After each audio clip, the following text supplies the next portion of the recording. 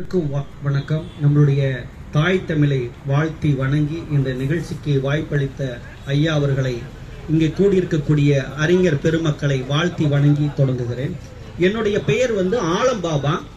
நான் 2 YouTube channel நடத்துறேன். அதாவது தமிழ் நீதி யூடியூப் சேனல், அது போக இறைவெளிச்சம் ஆலம்பாபா அப்படிங்கிற ஒரு 2 யூடியூப் சேனல் நடத்துறோம். இதுல பாத்தீங்கன்னா திருக்குறளை பத்தி தினமும் திருக்குறள் சொல்லி அதுக்கான விளக்க உரை நான் உணர்ந்ததை சொல்லிக் கொண்டிருக்கிறேன். அடுத்ததாக தமிழ் நீதி, என்னுடைய படைப்புகளை தமிழ் நீதி என்ற ஒரு கவிதை வடிவிலே அதற்கான விளக்கத்தையும் கொடுத்து கொண்டிருக்கிறேன். அதற்கடுத்து 3வதாக இன்றைக்கு தினம் தினம் நடக்கக்கூடிய சமூக அந்த விழிப்புணர்வாக அறிவு மொழி என்ற தலைப்பிலும் பேசிக் கொண்டிருக்கிறேன். அதாவது எல்லாமே ஷார்ட் வீடியோ. ஒரு வீடியோ போட்டால் கிட்டத்தட்ட ஒரு 10,000 பேத்துக்கு மேல பாக்குறாங்க. தொடர்ந்து போட்டுட்டே இருக்கிறோம்.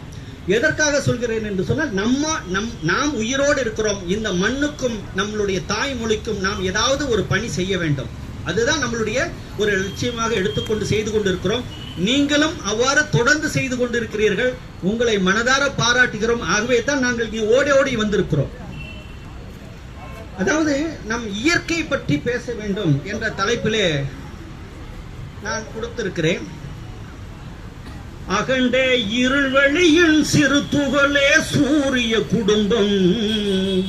அகண்ட இருள்வெளியின் சிறு துகளே சூரிய குடும்பம். சிறு பால்வெளியின் சிறு துகளே பூமியின் உருவம். சிறு பால்வெளியின் சிறு துகளே பூமியின் உருவம். பூமியின் சிறு துகள்கள் நாம் மனிதா. பூமியின் சிறு துகள்கள் நாம் மனிதா.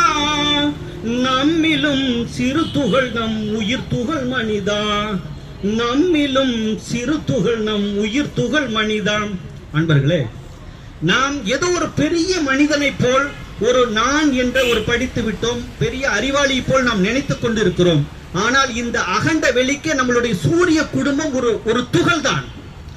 அதே போல நாம் வாழ்ந்து கொண்டு இருக்கக்கூடிய இந்த பூமி ஒரு பால்வெளியினுடைய ஒரு சிறு துகள் தான். இந்த பூமியில் நாம் ஒவ்வொரு மனிதனும் ஒரு சிறு துகள்களாகத்தான் இருந்து கொண்டிருக்கிறோம். ஆனால் நம் உடலிலே இருக்கக்கூடிய அந்த சிறு துகள், இந்த உயிர் துகள் பிரிந்து விட்டால் இந்த உடலே இல்லை. அதை நாம் உணர வேண்டும். இது யாருமே உணரதில்லை. வாழ்றவர்களும் எனக்கு எல்லாம் தெரியும் அப்படிங்கறத நாம நினைக்கிறோம். இயற்கை பேரறிவு ஆறறிவாய் ஆனதே. இயற்கை பேரியக்கம் உயிர் உடலாய் ஆனதே. மறைந்தவர்கள் கோடி கோடியே, இருப்பவர்கள் கோடி கோடியே, பிறப்பவர்கள் கோடி கோடியே. மனித பிறவியின் ரகசியம் என்ன? மறைந்தவர்கள் கோடி கோடியே, இருப்பவர்கள் கோடி கோடியே, பிறப்பவர்கள் கோடி கோடியே. மனித பிறவியின் ரகசியம் என்ன? கண்ணில் தெரியா காற்றும் சுவாசமானதே. ஓடுகின்ற நீரும் தாகம் தீர்க்குதே. ஒளி அலைகள் உடலில் வெப்பம் கூட்டுதே. உணவாக நில உயிர்கள் பசியை போக்குதே. அகண்ட இருள்வெளியின் சிறு துகளே சூரிய குடும்பம். சிறு பால்வெளியின் சிறு துகளே பூமியின் உருவம்.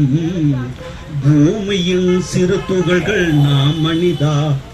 நம்மிலும் சிறு துகள் நம் உயிர் துகள் மனிதா. ஆகவே இது நம் இயற்கையினுடைய இயக்கங்களை பற்றி உணர வேண்டும். நாம் எங்க இருக்கிறோம்? 100 வருஷத்துக்கு முன்னாடி இங்க யாருமே இல்ல. நாம இல்ல. நம்ம முன்னோர்கள் இருந்தார்கள், ஆனா நாம இல்ல. ஆனா இப்ப இருக்கிறோம். 100 வருஷத்துக்கு முன்னாடி நம்ம என்னவா இருந்தோம் அப்படின்னு நமக்கு தெரியாது. ஆனா இப்ப இருக்கிறோம். ஆனா 100 வருடம் கழித்து நாம் யாரும் இருக்க போவதில்லை. அதான் உண்மை. நாம் என்னவாக மாறப்போகிறோம் என்பது நமக்கு தெரியாது. ஆகவே இயற்கையினுடைய இயக்கமானது நம்மளுடைய வாழ்க்கையினுடைய இயக்கமாக தொடர்ந்து இயங்கிக் கொண்டிருப்பதை நாம் உணர வேண்டும். ஆகவே நம் மனிதனுடைய அந்த உணர்வு, நாம் எதற்காக பிறந்தோம், என்ன நோக்கத்திற்காக வாழ்ந்து கொண்டிருக்கிறோம் என்ற அந்த ஒரு உண்மையான உணர்வை நாம் புரிந்து கொள்வதற்கு நாம் முயற்சி செய்வதே இல்லை. எத்தனையோ அறிஞர் பெருமக்கள் இந்த தமிழ்நாட்டிலே தான் உங்களுக்கு தெரியும், பெரிய மகான்கள் வெளிநாடுகளில் ஓரிரு மகான்கள் தான் தோன்றியிருக்கிறார்கள். இந்த தமிழ்நாட்டில் தான் கோடான கோடி சித்தர்கள் தோன்றியிருக்கிறார்கள்.